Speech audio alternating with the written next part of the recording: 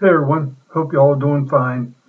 So, if you didn't think this election would get any screwier, it's it's not disappointing. I'll tell you that. Georgia now, I think 4 different counties they found ballots that weren't counted. You know, I don't know how that happens. I mean, I know how it happens on the Democratic side because they, like they did with Frankton in Minnesota, I think it was. Delayed a vote, delayed account, recount, and every time they'd find more ballots until eventually they got enough to put him over the top. But, you know, I just don't know what's going to turn out on this. And the Pennsylvania Supreme Court has just overruled a lower judge's ruling that stated that Republicans were not permitted correct access to monitor the ballot process. You know, and the Supreme Court said no, they were allowed access. Well, please explain to me how you can observe a ballot from 20 feet away. I can't. I guess if you got 2010 vision, maybe you can, but I certainly can't. And, you know, I don't know. This one's going to go up, I'm sure, to the appeals court. But and then I was listening to a radio show, and they were talking about how the Supreme Court doesn't want to touch this with a 10-foot pole, which I understand that. But this isn't the first time Philadelphia's done this. They've done it before, and they've even taken it a step further and put Black Panthers out in front to confront anybody that might not be voting their way. And then, and it's time to punish them for this. Where is the equal clause protection under this? When, I don't know how many counties Pennsylvania has, say 80, 76 counties do it the right way. They have a Republican and Democrat observer on each side, observing the ballot, observing the signature, doing everything the right way.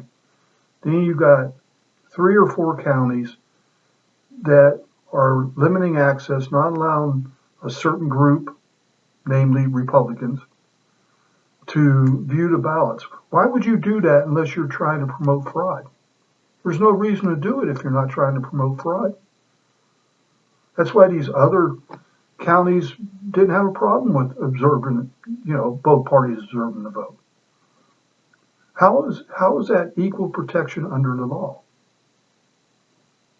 And how is that, what's the term, the implied consent of the law?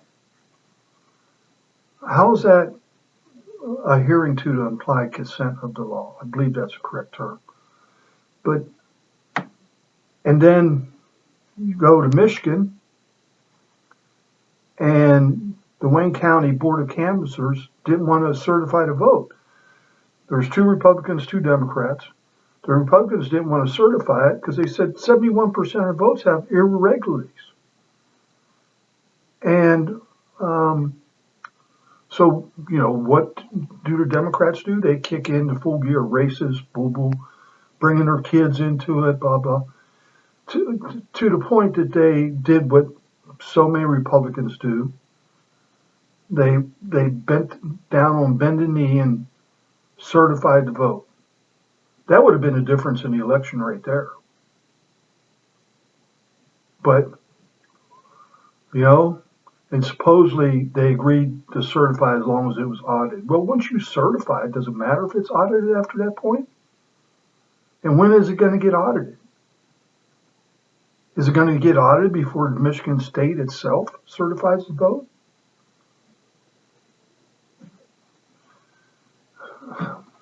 I just the chicanery is just mind-boggling, and getting away with it is mind-boggling. Like I said earlier, this radio show, they were saying the Supreme Court doesn't want to get involved with this. The Supreme Court has to get involved with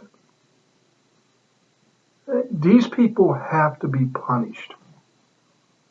I mean punished. And the best way that I can see to punish them, if you were in a precinct and you were not allowing people to observe the vote, then all them votes from that precinct are thrown out. That will send a loud and hard message about about this. Some other news.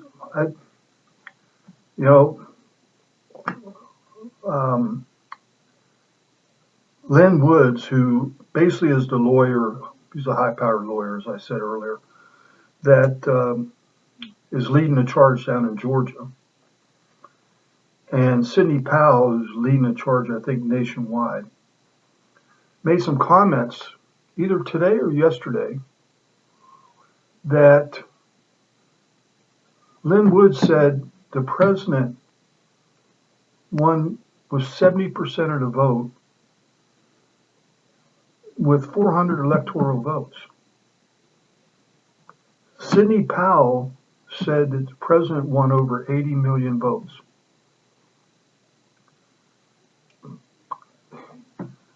I keep coming back, and maybe I'm wrong on this, but I keep coming back to the point. These people have a long, successful, honorable careers. And I don't know why they would put their reputation online unless they know this and they have proof to back it up. But Sidney, we're still waiting for the Kraken here. It's about time that the Kraken is released. I don't know what we're waiting for on this, but it's time. And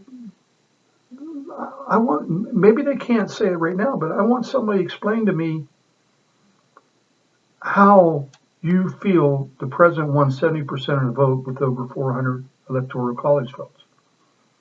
I want you to explain to me how the president got over 80 million votes. Now, I've said repeatedly, I believe the president got between 75 and 77 million votes.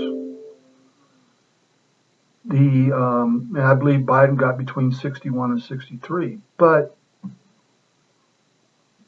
if the president did get over 80 million votes, I think Biden was somewhere probably in the 50 million. So it's time to get the proof out there. I'm getting tired of the talk.